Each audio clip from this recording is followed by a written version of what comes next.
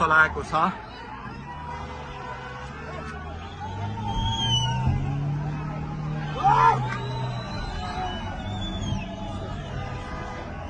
यो तीनकुनेको सडक हो, तीनकुने क्षेत्र हो।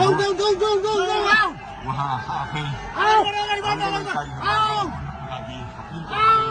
आफै गाडी चलाउँदै अगाडि बढिराख्नु भएको छ। हामी दुर्गा प्रसादसँगै अगाडि बढिरहेका छौँ। यहाँ निकै ठुलो मात्रामा युवाहरूको उपस्थिति देख्न सकिन्छ।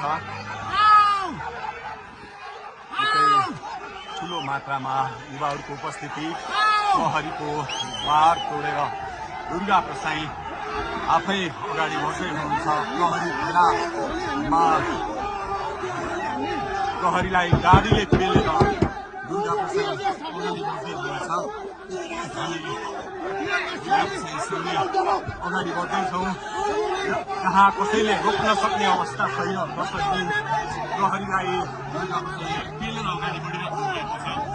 प्रहरी गाडीको चाबी खोज्न लागिपरेको छ र दुर्गा प्रसाईले प्रहरीको एक लेयर तोडिसक्नु भएको छ र अब अगाडि सशस्त्र प्रहरीको टोली रहेको छ।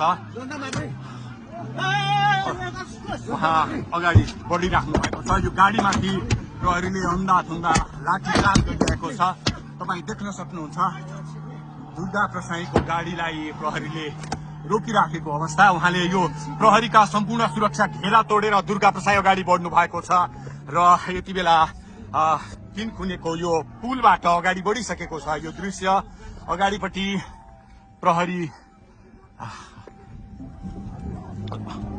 प्रहरीका यी घेरा तोडेर दुर्गा प्रसाई अगाडि बढिराख्नु भएको छ।